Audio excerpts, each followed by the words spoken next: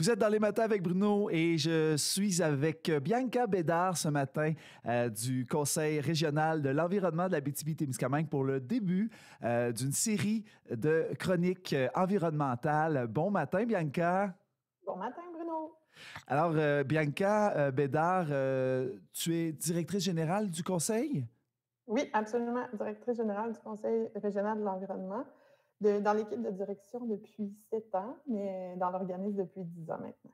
Et là, ben, moi, je suis content qu'on ait des chroniques ensemble à Radio Boréal parce que c'est quand même un rôle qui peut passer sous le radar parfois et qui est quand même, qui tient quand même son importance.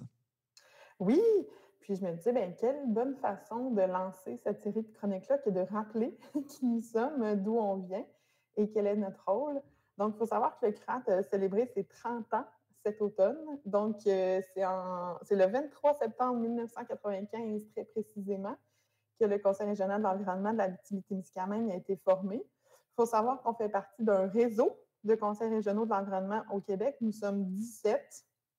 La seule région pour l'instant qui n'est pas couverte par un conseil régional, c'est le nord du Québec.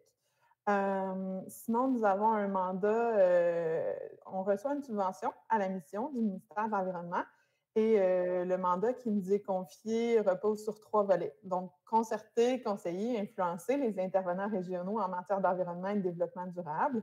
Je ne prétends pas que je vais tenter de conseiller ou influencer les gens sur vos ondes, mais certainement de les informer sur ce qui se passe. Notre deuxième volet, c'est d'effectuer une veille sur les enjeux environnementaux prioritaires régionaux. Donc, certainement que ça s'insère bien dans l'objet de nos chroniques et de mener des activités ou produire des outils de sensibilisation. Donc, c'est en gros là, les 3 volets que nous avons qui découlent du ministère de l'Environnement. Et là, Bianca Bédard, dans cette période où on a plusieurs luttes là, administratives au Québec, est-ce que le niveau, votre mission, vous êtes dans la capacité de la soutenir malgré les coupures? Là, on a entendu la SQ encore ce matin, puis les médecins et tout ça. Oui, c'est une excellente question.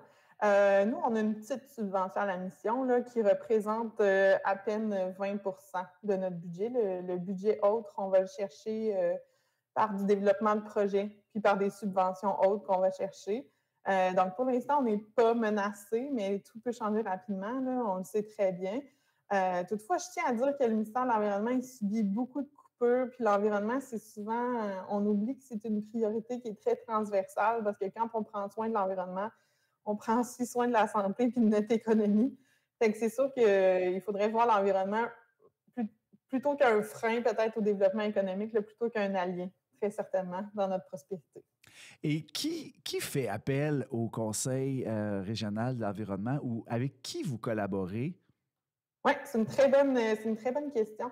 On fait affaire avec les quelques organismes environnementaux qui sont sur le territoire, par exemple la SOSAT, qui est chez vous. On est un partenaire, là, on travaille très étroitement ensemble sur plusieurs dossiers.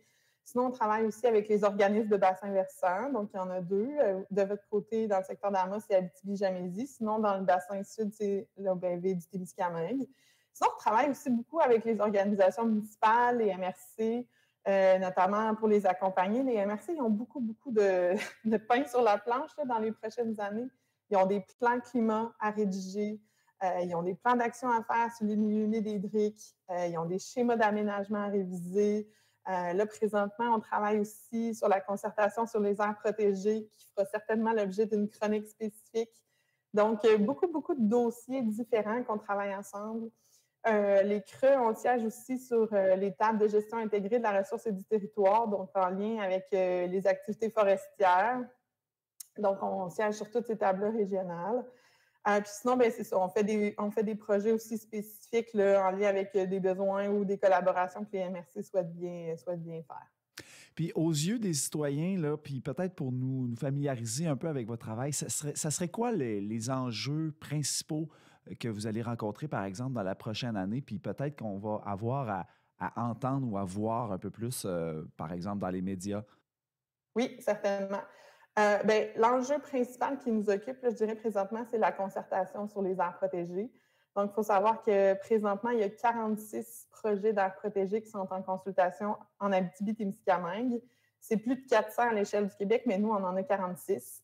Et la concertation s'effectue sur des tables locales de concertation qui réunit beaucoup d'acteurs. Il y a des ministères, il y a des représentants de l'industrie minière, l'industrie forestière, des gens qui occupent le territoire pour leurs activités, comme par exemple l'Association des pourvoiries, les Premières Nations, les groupes environnementaux et des proposeurs aussi, parce que ces projets d'appel, ces projets d'aires protégées-là, la société civile là, pouvait déposer des projets. Donc, il y a plein de proposeurs, que ce soit des citoyens ou des organismes. Fait que c'est avec eux qu'on travaille là, en concertation pour l'instant, pour la prochaine année. Sinon, ben, il y a toujours des projets industriels qu'on a sur la main, là, qu'on surveille. De votre côté, par exemple, je pense au projet Dumont, qu'on attend toujours là, de savoir ce qui se passe avec leur décret et avec ce projet-là. On surveille aussi le projet minier ON 5, on surveille aussi le projet hydroélectrique Onimiki. On surveille aussi la prospection qui se fait sur le territoire pour les gisements éoliens. Donc, il faut savoir que la région là, est quand même sur le radar pour le développement de projets éoliens. Donc, ça se parle beaucoup, donc c'est sûr qu'on est à l'affût de ça. Il y a aussi des enjeux, par exemple, agricoles, protection de qualité de l'eau, la qualité des bandes riveraines. Donc, il y en a vraiment beaucoup, les espèces exotiques envahissantes. Donc, on a tout ça sur notre radar. On a une équipe composée de 9 personnes qui a chacun ses expertises. C'est intéressant parce qu'on peut couvrir des thématiques variées puis des enjeux très spécifiques. Et si on a, en terminant, Bianca Bédard, si on a envie de développer un peu notre connaissance sur les conseils ou le conseil régional de l'environnement d'Abitibi-Témiscamingue, comment le citoyen, est-ce qu'il a accès à des rapports ou Certainement. à des statistiques? Et de quelle Oui, façon on peut y avoir accès? certainement. Bien, la première chose, je dirais, pour peut-être suivre l'actualité, nos actions, ce qu'on fait, c'est on passe beaucoup par les médias sociaux, notamment. C'est une façon de s'informer. Donc, on est sur Facebook, Instagram. Si jamais les gens voudraient avoir plus de format courriel, bien, par notre site Internet, CREAT, donc CREAT08.ca.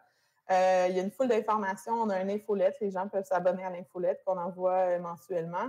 Sinon, sur notre site Internet, effectivement, vous avez la liste des projets qu'on mène, des documentations aussi qu'on rédige, parce qu'à travers tout ça, dans notre rôle de vigie, on écrit aussi des avis, des commentaires, des mémoires. Et dans les dernières 25 années, on a rédigé 25 mémoires, ce qui est quand même pas une mince tâche, c'est quand même une tâche colossale. Puis la plupart là, des mémoires qu'on a rédigées, je dirais, dans les 10-12 dernières années, sont disponibles sur notre site Internet. Donc, c'est une façon aussi de s'informer. Puis sinon, ben, on a une chronique mensuelle dans l'Indice bohémien, puis on a aussi une chronique dans le couvert boréal aussi, qui est distribuée par l'Association forestière. Fait que c'est diverses façons, là, justement, de s'informer sur des enjeux qu'on juge prioritaires. Bien, écoutez, on va être très attentif à toutes ces informations-là, en espérant qu'on ait touché quelques personnes aujourd'hui sur votre mission puis sur votre rôle.